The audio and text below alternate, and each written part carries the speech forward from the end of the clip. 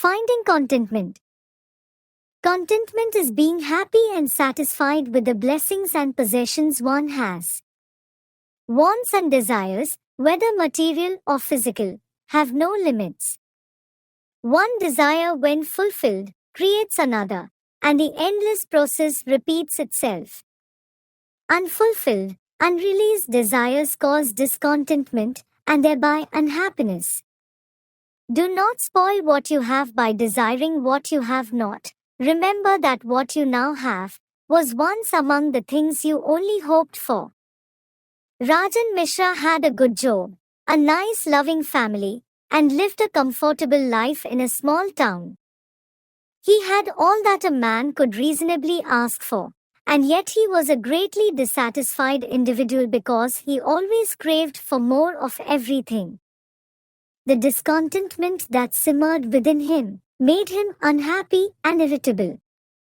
Then something happened which made him realize the value of what he did have, and the futility of running after the mirage of desires. This realization changed his life and his way of looking at what life so graciously offered him. Here's how. I wish I could have been able to afford a bigger car, a more luxurious one. Rajan said bitterly to himself. The car could barely fit in his wife and 3 grown-up children. Hema, his wife, watched him mumble invectives under his breath as he maneuvered the old but dependable Maruti 800 through the crowded street. They stopped at the mall to buy some groceries. Hema shopped at the cosmetics counter buying lipsticks and perfumes. Mrs. Verma bumped into the couple. Hi Hema. She shrilled. Buying perfumes? She said, cocking her head at the bottle of spray Hema had chosen. These desi fragrances, I tell you, they are no good. I have mine imported from Europe, genuine stuff. Hema merely smiled at her more privileged friend. I make do with these, Malini.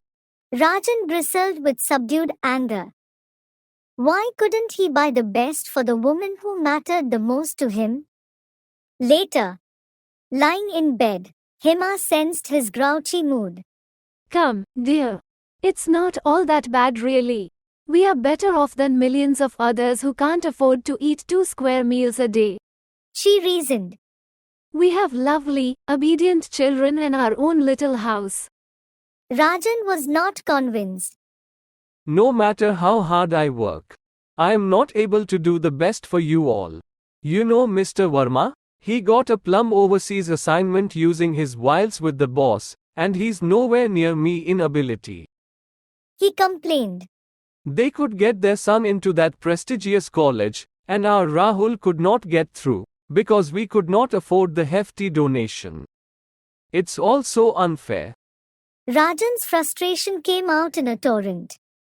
Hema was a wise lady and strived to instill a sense of thankful acceptance of their social and financial status in Rajan's mind, but found it difficult to lift the pall of gloom that clouded her husband's mind.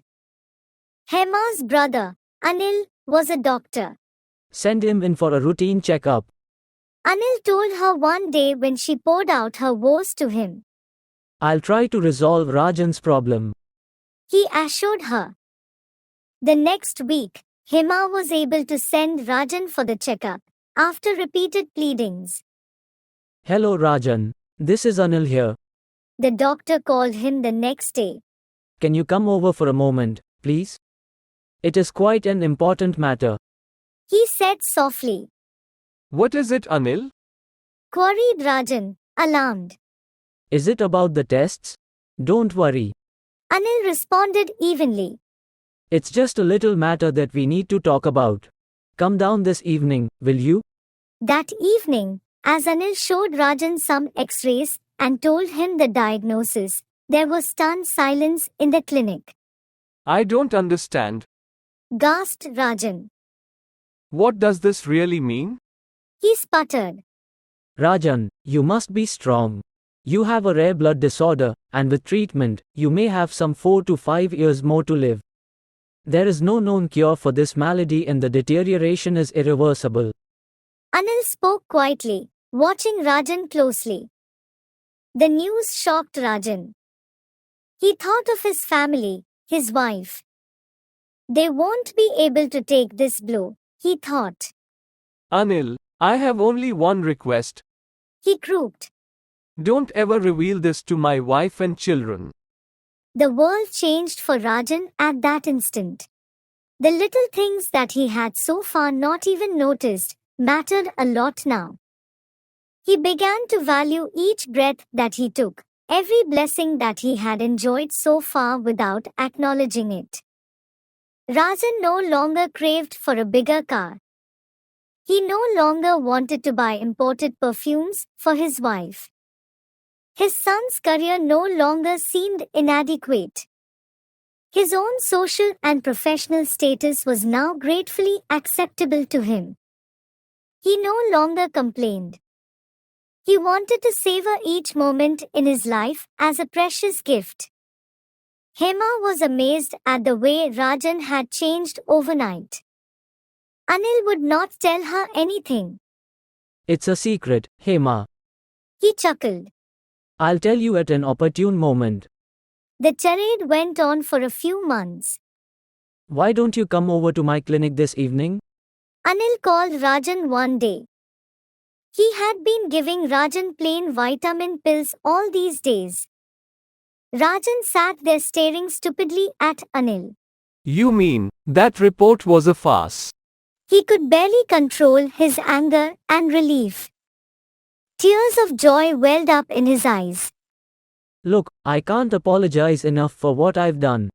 Anil said, But this was the only way I could make you realize the value of what you possessed all along but never really appreciated. You changed because suddenly life was very short for you, and the importance of each little blessing became magnified tenfold. That, precisely, is the trick. Think of life as but a short journey, and you'll count each blessing and find contentment in what you have. No lifetime is long enough to accommodate all that one desires. Rajan had no words to counter the wisdom in Anil's argument.